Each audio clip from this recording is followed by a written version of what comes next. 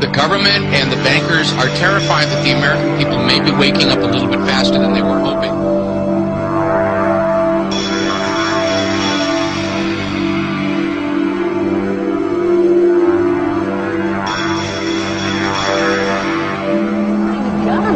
A big new step, looking to build a huge database of people's physical characteristics. The FBI is taking on $1 billion project to gather fingerprints, palm patterns, even digital pictures of faces. Eventually, it could expand to include iris patterns, face shape patterns, scars, even information about how you walk and talk. It's called biometrics, and it could change the face of law enforcement.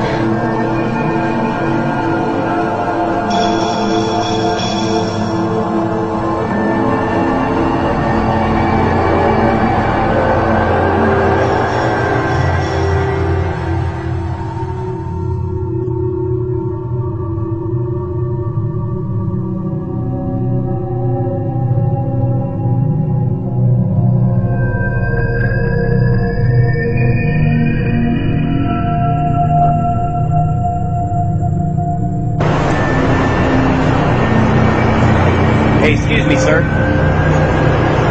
What kind of a gun is that you got there? Am I being filmed right now? Yeah, you are. Why? What kind of gun is that you're holding? Why are you filming? I want to know why you think that's necessary to carry that kind of weapon to walk people's cars to the airport. I don't have to answer your questions. It's none of your business. It's none of my business. Don't you work for me since I'm a citizen of Phoenix and the United States? I work for a sergeant. You want to talk to my sergeant? Okay, doesn't your sergeant work for me? Isn't he a servant of the people? I'm not going to have this Doesn't your discussion. car say to protect and to serve, and you're walking around with a machine gun, harassing people? Huh? How would you feel if somebody walked up to your car with a machine gun? Huh? You don't want to answer me? Oh man, you're pointing at people, telling them what to do, huh? With a machine gun. Hey, excuse me, what kind of gun did he say that is? An AR? An AR? Thanks. Hey, he wouldn't tell me because I wasn't admiring it. Oh. 1 million terrorism suspects in America. A leading civil liberties group claims that's the number on the watch. Good morning to you. And about 180 new laws were passed this past session. About a dozen or so. Critics say the Department of Homeland Security document unfairly paints military vets as right-wing extremists. To tell you about the Department of Homeland Security tonight, telling law enforcement agencies that homegrown right-wing extremist groups are growing. They're gaining strength, according to the report, by exploiting fears about President Obama's race, as well as fears about the economy. Almost 5,000 strong, the brigade is based at Fort Stewart, Georgia, under, quote, the primary purpose of this force is to provide help to people in need in the aftermath of a WMD-like event in the homeland, so that were they called to support civil authority, those governors or local state jurisdictions that might need our help, that they would be responsive and capable in the aftermath of an event like this, end quote. On Capitol Hill, questions about how the Pentagon determined that a thinly stretched military with two conflicts underway could spare these troops. Infantry brigade is designed to engage an enemy with maximum effective force and destroy it. That's not the sort of thing anybody wants to see in the streets of the United States. We're in a fascist economy right now in terms of the reason things are the way they are. Fascism should more properly be called corporatism, and that is when corporations and the government are in league together to basically exploit the common people, to extract wealth from them, to basically grind them down into poverty and grab all the goodies for themselves.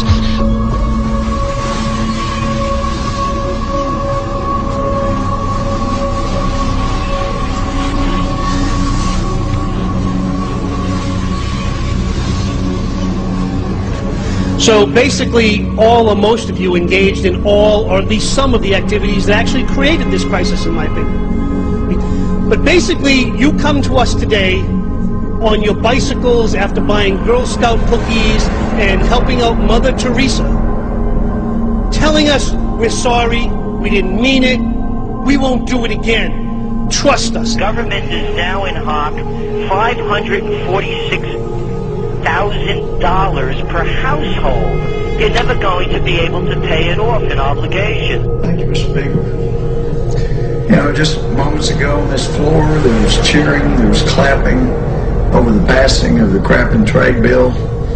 And it's a little tough to get excited. You know, from a political standpoint, I should be overjoyed because I really believe in my heart that when the American people find out, and this is just a part of it, when they find out what has been done to them, they are going to be livid and they're going to throw some people out of this body. I just know that'll happen. But I care more about America than I do politics. And I know that we'll be facing the single moms that heard from last summer. They can't afford the gasoline bill. They can't afford the propane. You didn't do a great thing. You hurt some really decent families struggling, trying to make it, and this is going to be their death knell. It breaks my heart. I yield back. They're bankrupting the nation with these rescue plans, these buyout schemes, cap and trade, play cash for clunkers, you name it. What can Americans do if they are opposed to the road that the government officials are bringing us down? Well, the people really don't have a choice. There is no ballot box. You know, I'm of Italian descent, and I've heard enough mafia stories for the rest of my life. If you want to look at a mafia, you could call it the Republican and Democratic Party.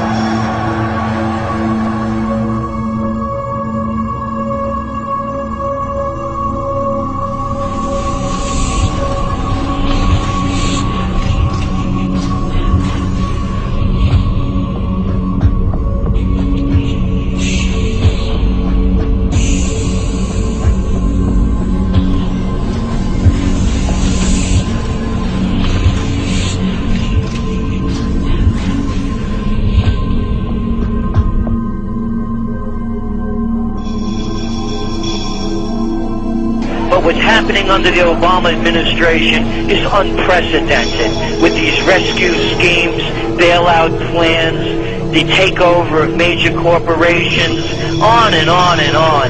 So yes, it has been going on a long time, but it's accelerating now at a level that makes our country that used to be the empire of entrepreneurial opportunity now just a country to save the too big to fail. As a result of the swift and aggressive action we took in the first few months of this year, we've been able to pull our financial system and our economy back from the brink. We took steps to restart lending to families and businesses, stabilize our major financial institutions, and help homeowners stay in their homes and pay their mortgages. We also passed the largest and most sweeping economic recovery plan in our nation's history. Green shoots that they think they see don't reflect any genuine economic growth. They reflect the initial reaction to the stimulus. You know, if you shoot somebody up with heroin, you're going to get some type of reaction before there's a withdrawal. NSA security group called the Q Group.